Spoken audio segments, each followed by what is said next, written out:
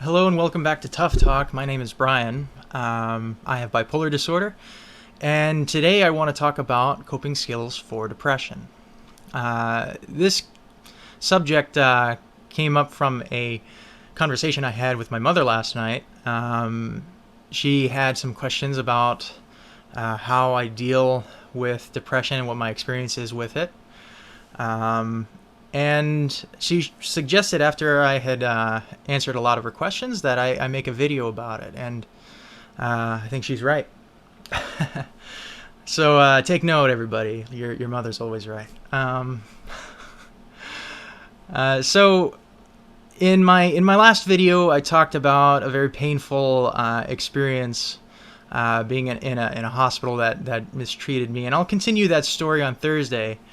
But this is a really good and important thing to talk about, as I have someone else in my life who struggles with major depression, and I really love this person, care about this person, and I know that depression is a very serious matter, and it needs to be addressed in every way that it can be, through medication and through cognitive and thought therapies that you can do with yourself. But for me, I started developing these tools mainly because with my bipolar disorder and all the time that I spent undiagnosed and untreated, I would have this descent into depression that could basically onset in as quickly as 5 hours. And because I would be shocked 5 hours later, going, I feel awful, I feel like life isn't worth living, but I didn't feel that 5 hours ago. It woke me up to what might be happening, that the depression is hitting me quickly, it's hitting me hard. It's obviously a sickness, because if it were something based in reality, it wouldn't happen so fast. So it's things that are based in reality, well, your opinion of yourself doesn't change within 5 hours. Not unless something big happens, not unless you screwed something up big time. And you may think that when you're depressed.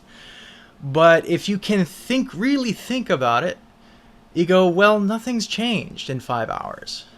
Nothing's changed. I'm just at home, at my computer, and nothing's changed. And yet I feel like everything's changed. So obviously I started to realize that it's based on how I feel. And so now every time I have depression onset, I start doing a small handful of things. Number one, I try to label what I'm going through as exhaustion, because I've learned enough medically that the brain is just going into a state of extreme recovery, just extremely low power.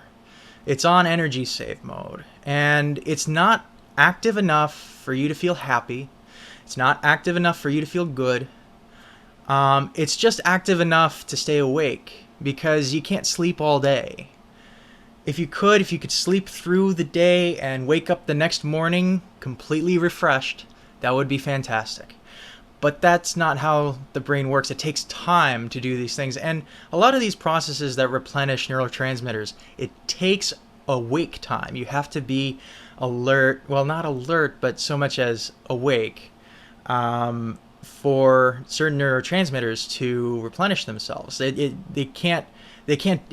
brain can't do it all while it's asleep. So I label it as exhaustion, and that changes the narrative for how my depression comes on. So now I'm not thinking about how awful I am, how awful my life is. I'm thinking about, wow, I'm really exhausted. I really need to take a rest. And so that puts the power of determining what is true for the duration of the depression, it puts it in your hands. So the next thing that I do is I look back in my memory at all of the things that I did recently, all of the productive things. And this is why it's important that you have something productive. It's extremely important that you have something that gives you a sense of purpose, because once you have those things in memory that you just done, you can think back on those things and go, these are the reasons why I'm tired. This is what I did that made me exhausted. And I also think about all of the laughter that I had that might have overexcited me. With bipolar, it's the subtle highs in my mood that bring on the lows. So it's the happy moments that make me feel bad. And I remember those things and I go, well, this is my recovery for that. And I'm storing it up. I'm resting for the next time. So that's the second thing I do, is I remember those things. And that kind of gets me set up for a more at ease, peaceful transit through a depressive period of time. And it usually lasts two days for me. If things aren't going well, if I get sick and I can't participate in all of the things that bring me purpose, like if I can't go to the gym, if I can't work out, if I can't, train towards, my goals, or make videos or write for my blog or anything like that, if I can't do that, then the depression can last for weeks. But it's still just as manageable. I do the same thing. I remember in that period of time what I was doing 2 weeks ago or a week ago. And I try to look forward, if it's a long spell of depression, towards the future. I try to imagine that I'm going to be doing those things again. Now, that doesn't mean, because I'm really proactive with my thought processes, that doesn't mean that my thought processes don't get away from me. My depression is just as bad as anyone else's. I just fight back a lot more. And I do because it saves me from unintentionally hurting myself or damaging my self-esteem in ways that I don't need to. You don't need to hurt yourself that way. You can be an ally in all of this. And it all depends on how you set up the narrative for your depression. And so after I do that, I start to imagine how I ought. Well, not how I ought to interpret reality, but just how it most likely is. Because my perception is so bad, it's based on how I feel. I feel like total garbage. So everything that I see, hear, and interpret while I'm depressed, well, I have to assume that that's going to be total garbage. And most times it is. It really is. So it's best to just imagine how it might be better. And sometimes you have to overshoot the mark and imagine that, things are actually so much better than they are, if that gets you closer to the truth, if that really battles how you're perceiving it at the moment. So, for instance, when I get depressed, my pet cat likes to rub himself up against my leg, and it really hurts. It sends like pain up my leg and into my head, and I want to get angry, but I have to imagine immediately, as soon as that happens, that this cat really cares about me, and somehow that makes it okay.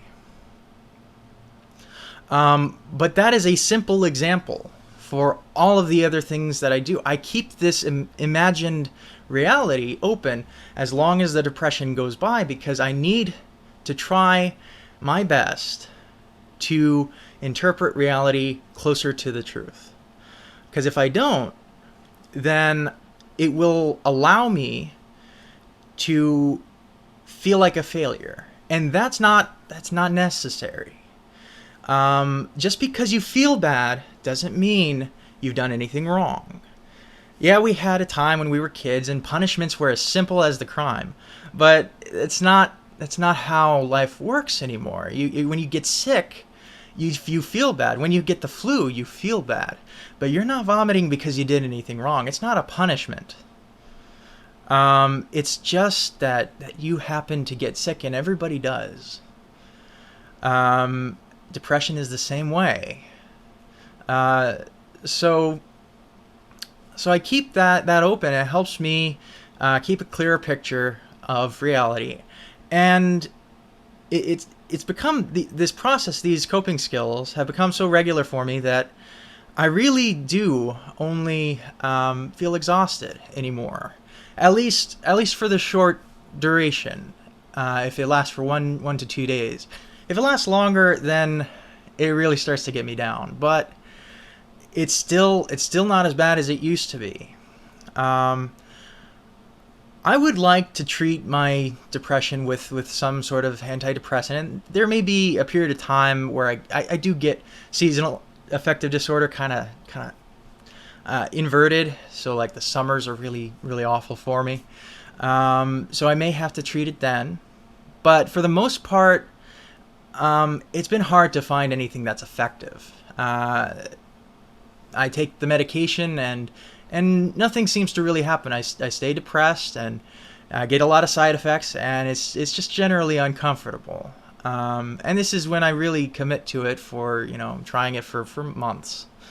That's just my lot, that's what I got. But it was kind of a sink or swim sort of thing. I had to figure out how I was going to deal with it without medication, how I would deal with it just as a battle in my mind. And so I started asking a lot of good questions about, well, what's important? What can I do to maximize my lifestyle decisions to help battle my depression?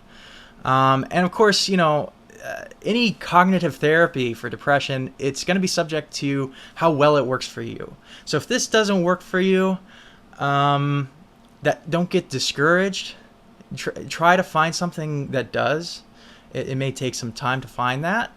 And if this really does work for you, don't discourage others if it doesn't work for them. They most likely have tried their best to make it work. And, let's just help each other and share in the comments a lot of our skills for each other so we can all learn. And so that's what I would like to do, is just open the conversation with this video. If you like this episode, please like it. It helps other people find it on YouTube. And please subscribe if you want to see more. Please share it with others if you know somebody who has depression or has ever fought with depression. Thank you. My name's Brian. It's been a great day, and I'll see you on Thursday.